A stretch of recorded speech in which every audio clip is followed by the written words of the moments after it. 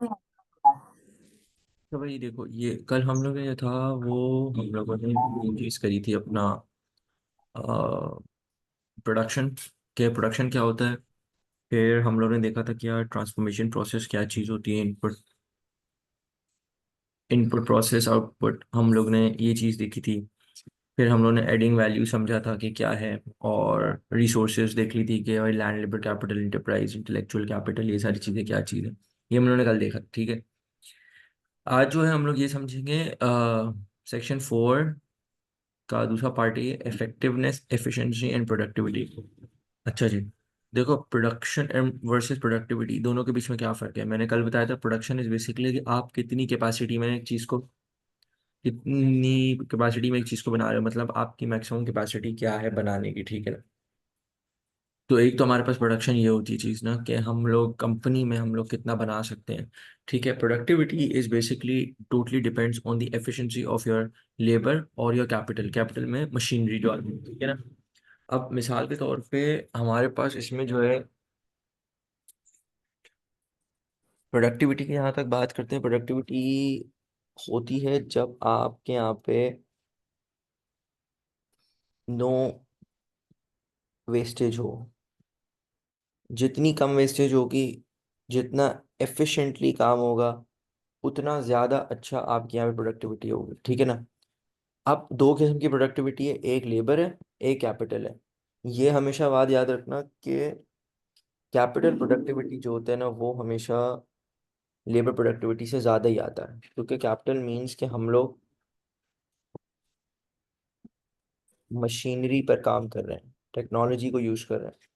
और लेबर जो है वो ऑब्वियसली ह्यूमन मेड है, मैन मेड चीज़ है। तो भाई वहाँ से तो फिर आप यही समझो कि भाई आपके यहाँ पे बंदा जो है ना छुट्टी खाना पीना सब करता है, जिसकी वजह से ना सारा काम खराब होता है। पर खैर हमारे यहाँ पे दोनों चीज़ें, हम दोनों चीज़ देखेंगे। सबसे पहले हमारे पास एक छोटा सा एग्जाम्पल क्वेश्चन है।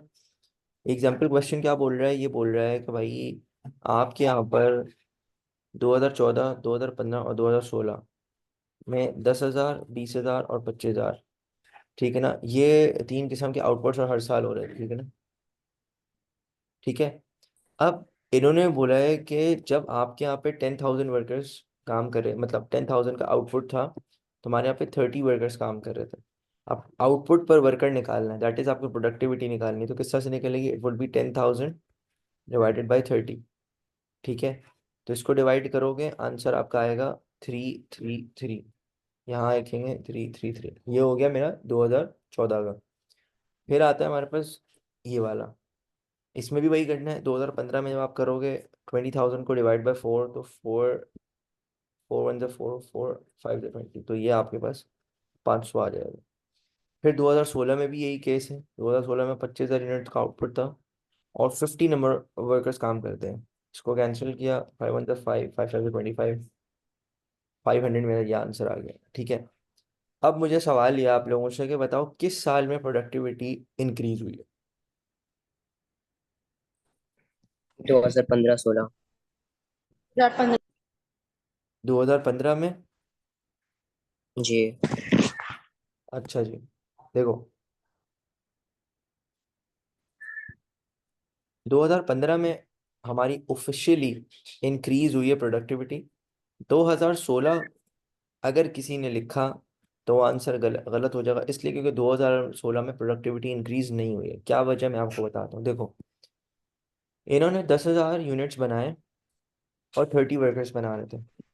फिर इन्होंने अपने वर्कर्स को इंक्रीज किया। जैसे ही वर्कर्स को इंक्रीज किया इन्होंने, तो इनकी प्रोडक्टिविटी डबल से बढ़ गई। डबल से बढ़ी तो यहाँ पे भी आप देख सकते हो कितना वास्ट डिफरेंस आया है। बट इन 2016 इन्होंने फिर वर्कर्स को इंक्रीज किया, प्रोडक्टिविटी बहुत माइनर से इंक्रीज हुई। बट ओवरऑल प्रोडक्टिविटी जो आउटपुट पर वर्कर था वो ज़रा सा भी इंक्रीज नहीं हुआ। तो दिस मीन्स कि 2014 से 2015 में जब हम लोग मूव हो रहे थे तो प्रोडक्टिविटी इंक्रीज हुई थी। बट 2016 में हमारी प्रोडक्टिविटी बिल्कुल भी इंक्रीज नहीं हुई है, ठीक है। यहाँ तक आनी क्लियर है। जी सर। सही है, ठीक है, ठीक है, ओके।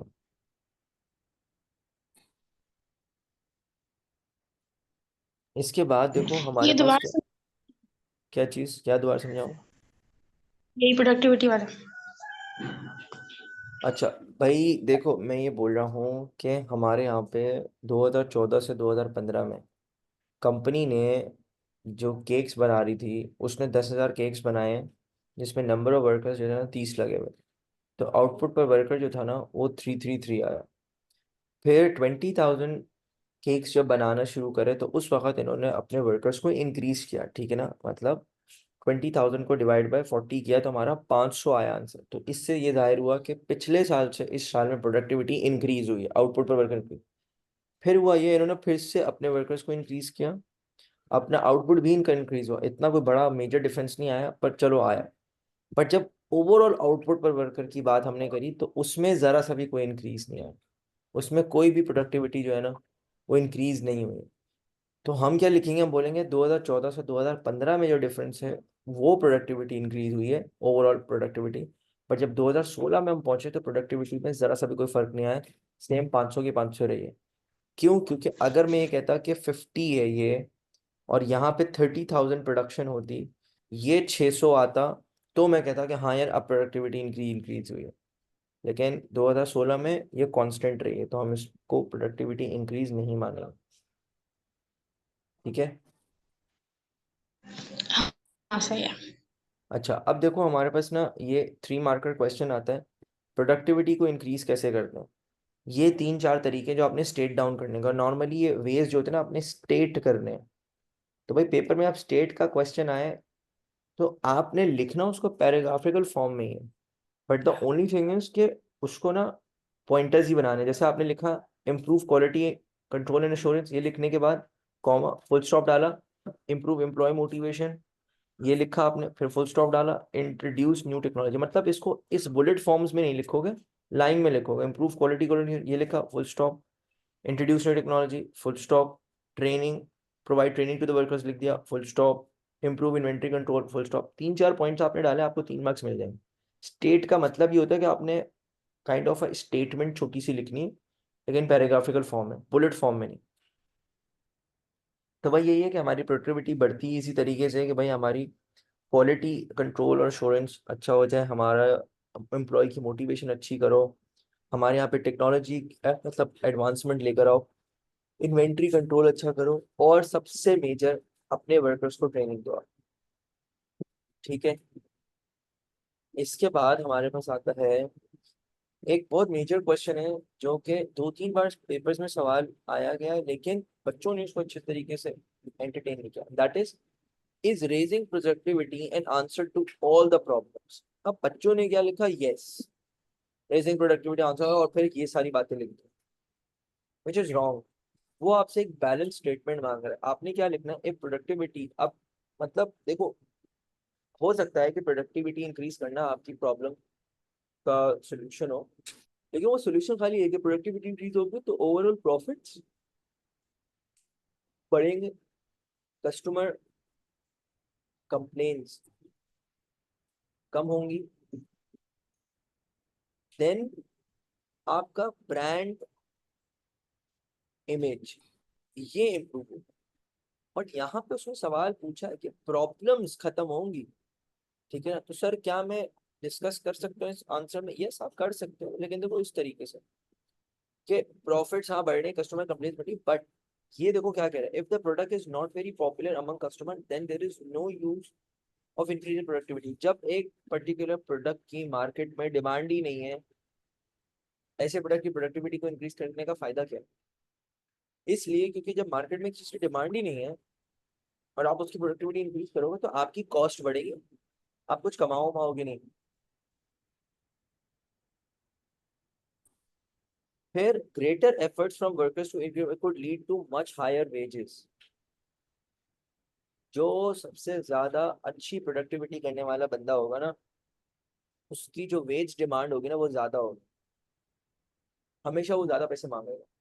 और उसको पता होगा कि भाई मैं ज्यादा पैसे मांग सकता हूँ इसलिए क्योंकि मुझे लोग देंगे, मेरी डिमांड है, मुझ जैसा काम करने वाला अभी तक मार्केट में आया नहीं। तो ज्यादा प्रोडक्टिविटी भी ना एक बड़ा प्रॉब्लम बन जाती है। फिर देखो increasing productivity could mean less labour is required and may lead to downsizing. Why? Because normally labour intensive से company shift to capital intensive. तो भाई जब आपकी लेस लेबर रिक्वायर्ड होगी और प्रोडक्टिविटी इंक्रीज होगी तो इसका डेफिनेटली मतलब है कि कैपिटल इंटेंसिव मतलब मशीनरी का इस्तेमाल बढ़ रहा है। तो इससे क्या प्रॉब्लम आएगी? Downsizing. Downsizing means market में अनएम्प्लॉयमेंट शुरू हो जाएगी। ठीक है। फिर आता है operations are considered to be more successful if they are both efficient and effective. Just being efficient is not the solution. Yes, yes. देखो, एफिशिएंसी का मतलब क्या है? No wastage. What you mean by effectiveness? किसी को idea effectiveness का क्या मतलब है? ये दो अलग अलग चीजें।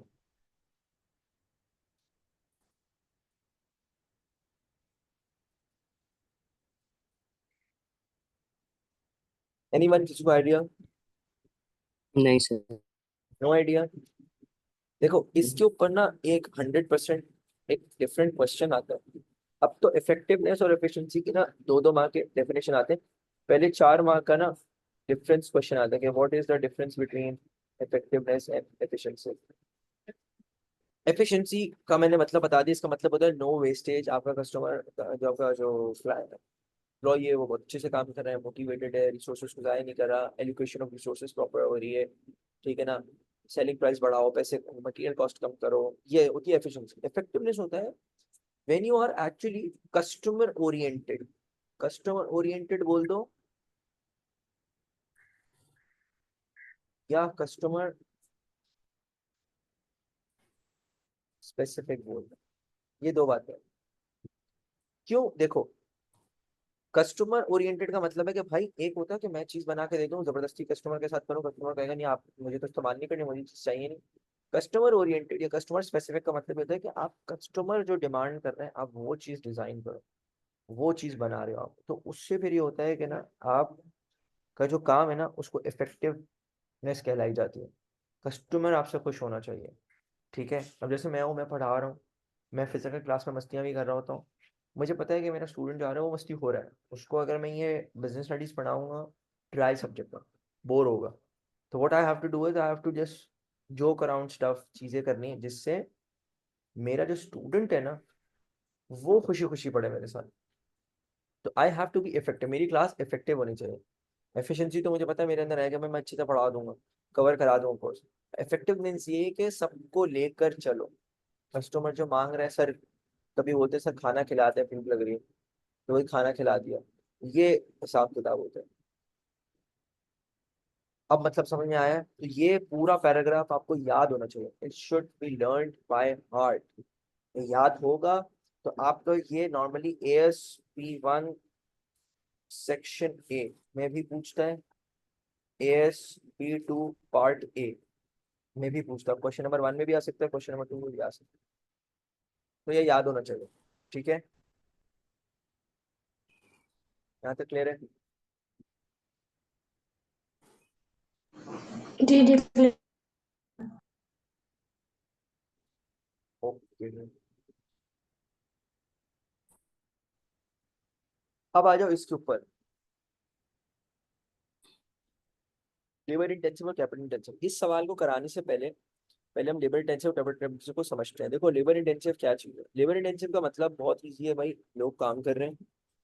लेबर इंटेंसिव पे काम करने का फायदे क्या होते हैं? लेबर इंटेंसिव पे काम करने के फायदे होते हैं कि आपका जो वर्कर है ना वो फ्लेक्सिबल होता है, वो नई स्किल सीख लेता है, वो आपके हिसाब से काम करता है, कुछ उसका पर्सनल टच होता है, क्लाइंट से डायरेक्टली बात करता है, क्लाइंट को वर्बली सेटिस्फाई कर लेता है। ठीक है ना? फिर क्लाइंट के हाथ की बनी हुई चीज विच इज हैंडमेड, उस पर आप प्रीमियम प्राइसिंग चार्ज कर सकते हो, ज्यादा पैसे चार्ज कर सकते हो। ठीक है। लेबर के साथ काम करने के नुकसान क्या है? ये खाएंगे, सोएंगे, इनको छुट्टी भी लेनी है, ये बीमार भी होंगे, ये हमेशा के लिए छोड़ के भी चले जाएंगे, तो इनकी रिप्लेसमेंट ढूंढना मुश्किल होगी। तो ये तमाम केसेस है भाई लेबर इंटेंसिव होने के। ठीक है ना? On the contrary capital intensive क्या होता है? Capital intensive basically accurate results देती है, स्टैंडर्डाइजेशन फॉलो करती है, 24/7 एक्टिव काम करती है, ठीक है ना। इसकी प्रोडक्टिविटी हमेशा लेबर से ज़्यादा होती है क्योंकि रिसोर्सेज सही एलोकेट करती है, एफिशिएंटली करती है। और बहुत ज़्यादा डेंजरस जगहों पे जाके भी मशीनरी काम कर लेती है जहाँ पे इंसान नहीं जा सकता। नुकसान क्या है इसका? नुकसान ये सबसे पहली चीज़, इसकी सेटअप कॉस्ट बहुत महंगी होती है मशीनरी, क्योंकि महंगी आती है। अकोमोडेशन जहाँ पे इनको रखना है उस जगह को बड़ी जगह चाहिए, तो जाहिर सी बात है फिर ये आपकी फिक्स कॉस्ट बढ़ा देती है। खुदा ना खास्ता अगर ख़राब हो जाए मशीनरी तो पूरा प्रोडक्शन प्रोसेस रुक जाता है, इसकी रिप्लेसमेंट करना बहुत मुश्किल है। इनको अपग्रेड करने जाओगे तो ये मशीनरी बहुत महंगी होती है। इसके ऊपर किसी वर्कर को ट्रेनिंग देनी हो तो वो बहुत महंगा होता है। और फिर पूरी कंपनी जो होती है ना वो मशीन पे रिलायंट होती है। ठीक है ना, एक भी गड़बड़ चीज करी नहीं तो पूरी की पूरी फैक्ट्री बैठ जाती है। ठीक है ना। ये बेसिकली कैपिटल इंटेंसिव और लेबर इंटेंसिव के बीच का डिफरेंस है। यहाँ तक क्लियर है? यहाँ तक बताओ, फिर आगे बढ़ो। जी सर, क्लियर है। ठीक है। अच्छा चलो, अब देखो,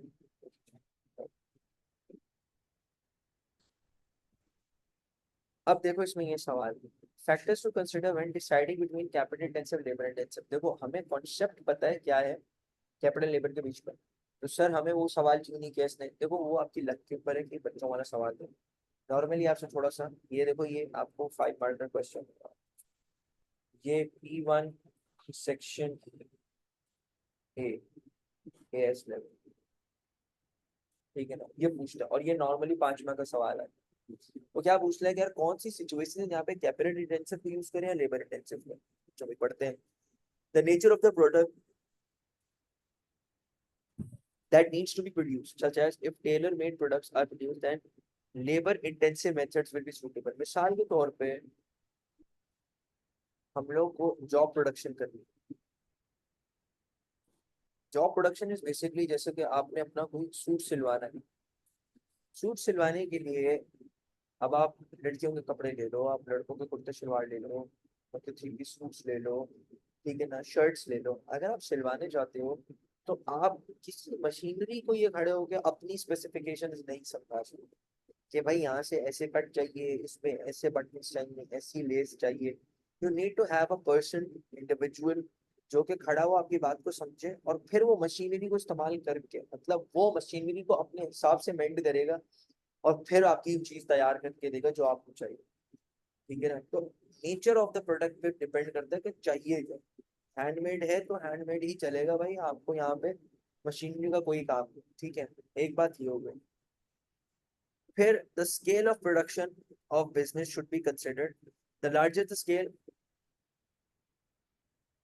scale, the more feasible it is to have capital. हाँ भाई ठीक है। जितना बड़ा ऑर्डर आएगा, जितना बड़ा काम हो, जैसे कि मिसाल के तौर पे कार मैन्युफैक्चरर्स, कोक कंपनी, ये वो कंपनीज हैं जिनकी वजह से, अगर कार मैन्युफैक्चरर्स में आप टोयोटा उठा लो, तो भाई एक दिन में 500 गाड़ी तैयार हो रही है, हफ्ते में या महीने में 2000 गाड़ी की डिलीवरी है, तो ये तो भाई आपको कैपिटल इंटेंसिव भी करना पड़ेगा, क्योंकि आपको एक बहुत बड़ा ऑर्डर ना कवर करना होता है। कोक कंपनी है भाई, एक दिन में 64 मिलियन कैंस बना रही है, 64 मिलियन बॉटल्स बना रही है, तो ये तो मशीन नहीं कर सकती भाई, ये ह्यूमनली पॉसिबल है नहीं। ठीक है ना। हाँ, फरारी बन रही है, लैम्बोर्गिनी बन रही है, 6 6 महीने 8 8 महीने में एक गाड़ी की डिलीवरी, इसमें जो है ना मशीनरी और हैंडमेड दोनों होते हैं, तभी वो गाड़ी बहुत एक्सपेंसिव होती है।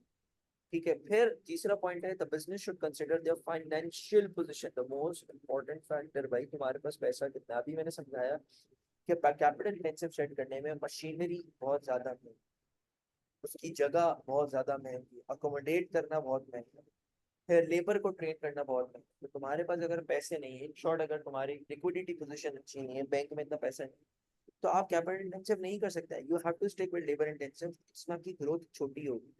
If financial position strong then only capital intensive techniques. पैसा है तो फिर करो, वरना तो लगा लगाया बिजनेस भी डूब जाएगा। यहाँ तक आनी क्लियर है? जी सर। चलो ठीक है, ओके।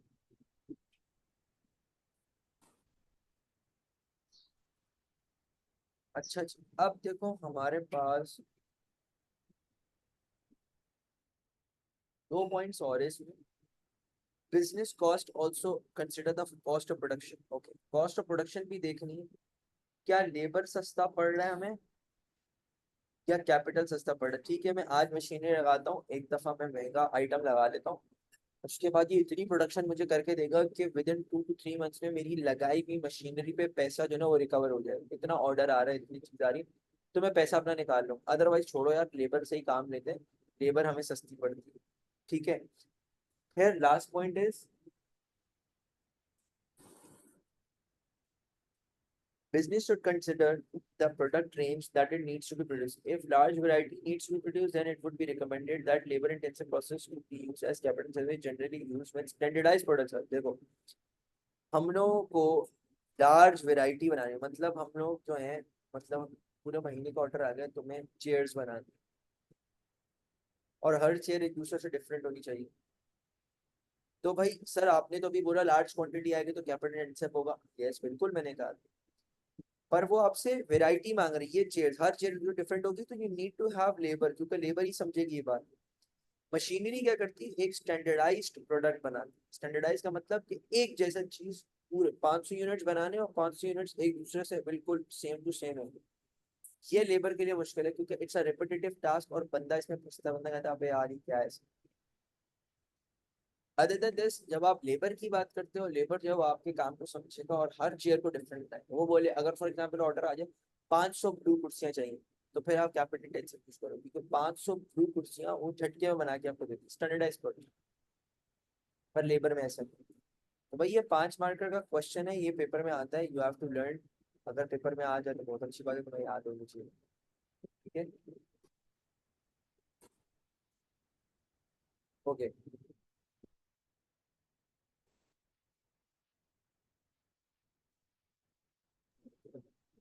अच्छा जी, तो ये एक और हमारा ये जो चैप्टर है, इफेक्टिवनेस एफिशिएंसी एंड प्रोडक्टिविटी, एक छोटा सा चैप्टर हमारा और कंप्लीट हुआ, दैट वाज, ये इसका पार्ट था ये अपना 4.1.1 का।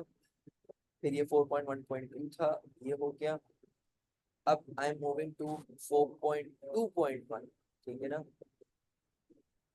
अच्छा जी, अब ये जो मैं पढ़ाने जा रहा हूँ भाई, ये कंप्लीट ऐसे क्वेश्चंस हैं, ऐसे क्वेश्चन है।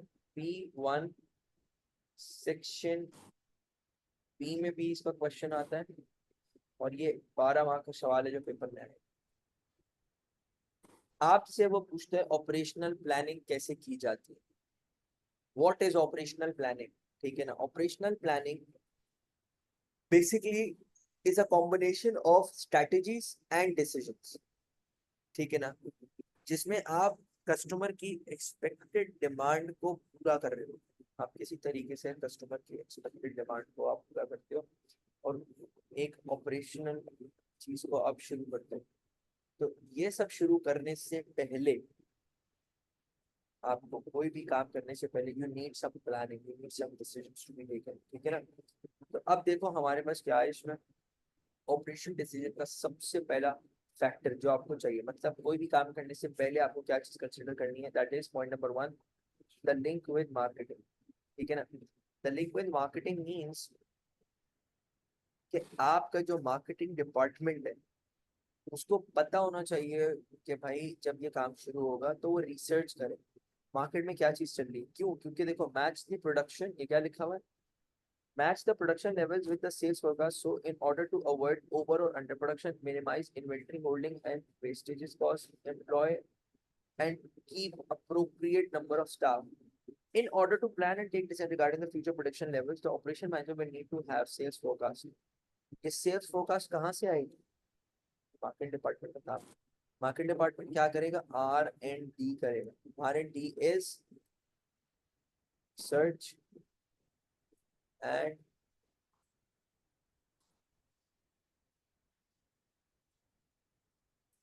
डेवलपमेंट।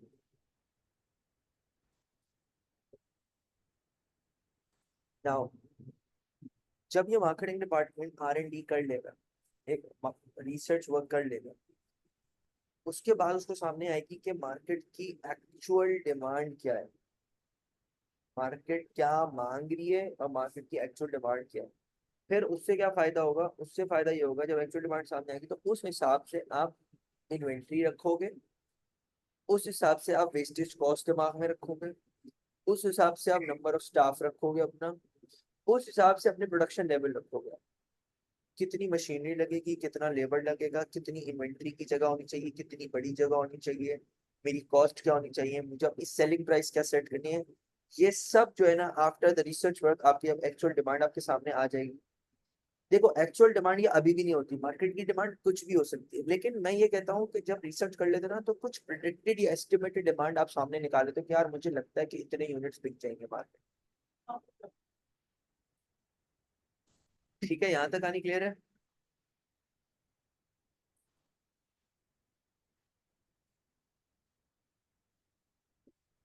भाई यहाँ तक समझ आया ये वाला पॉइंट ऑपरेशन प्लानिंग का? सर एक लिंक विद मार्केटिंग समझा दें।